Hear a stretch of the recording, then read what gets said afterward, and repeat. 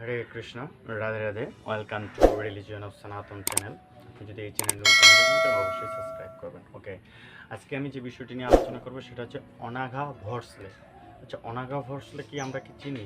আচ্ছা, অনেকেই চিনি, অনেকেই চিনি না। অনাঘা ভোঁসলে হচ্ছে একজন অ্যাক্টরস বা অভিনেত্রী। সেটা হচ্ছে হিন্দি সিরিয়াল অনুপমার নন্দিনী ক্যারেক্টার করতেন তিনি। তিনি কি করছে? তিনি তার অভিনয় জগৎ ছেড়ে দিয়ে কৃষ্ণের ভক্ত হয়ে গেছে, কৃষ্ণ ভক্ত হয়ে গেছে। এবং তিনি তার বাকি জীবনটা স্পিরিচুয়াল, আধ্যাত্মিক, অর্থাৎ ভগবানের সেবায় উৎসর্গ করেছে এবং ভগবানের সেবা করবে। এবং তিনি চান যে তিনি যেন কৃষ্ণ ভক্তকেই বিয়ে করেন। তো যাই হোক, তিনি হচ্ছে আমাদের এখানে একটা শিক্ষা দিয়েছেন যে আসলে যে কোনো পরিস্থিতিতে থাকি না কেন আমরা অবশ্যই পরমেশ্বর ভগবান শ্রীকৃষ্ণকে যেন ভুলে না যাই। তিনি তার টুইটারে এটা বলছে যে আসলে জীবের কর্তব্য হচ্ছে কি ভগবানের সেবা করা।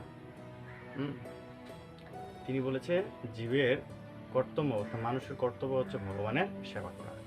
অর্থাৎ গৌরাঙ্গ মহাপ্রভু যেটা বলেছে যে জীবের স্বরূপ হয় কি কৃষ্ণের নিত্য দাস। অর্থাৎ আমরা হচ্ছে দাস, সেবক, ভগবানের সেবক। আমাদের উচিত ভগবানের সেবা করা। তিনি আরও একটা কথা বলছেন যে কোনো ব্যক্তি বা মানুষ যদি আপনার আধ্যাত্মিকতার পথে বাধা হয়ে দাঁড়ায় তাহলে সেখান থেকে চলে আসুন।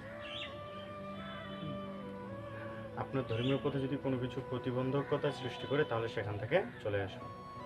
এবং তিনি আরও বলেছে যে তিনি 2009 সাল থেকে ইসকন সোসাইটির সাথে যুক্ত এবং মন্দিরে যেত, প্রসাদ পেত, ভাগবতম শ্রবণ করত এবং কি ভগবানের যে দিব্য নাম হরে কৃষ্ণ কৃষ্ণ কৃষ্ণ হরে হরে, হরে রাম রাম রাম হরে হরে, এটা জপ করত এবং প্রভুপাদের গ্রন্থগুলো পড়তো। তো এখান থেকে আমরা একটা শিক্ষা নিতে পারি যে প্রভুপাদের গ্রন্থ যে পড়বে কোনো না কোনো দিন একদিন সে কি কৃষ্ণ ভক্ত হয়ে যাবে। তো এখান থেকে আমাদের শিক্ষা নেওয়া উচিত এটাই যে আসলে আমরা চাই সেরকম একটা লাইফ লিড করতে, অনেক টাকা ইনকাম করব, সবাই আমাকে বাহবা দিবে। কিন্তু দেখেন উনি ওই লাইফ ছেড়ে দিয়ে এসে ভগবানের শরণাগত হয়েছে, ভগবানের সেবা করতেছে।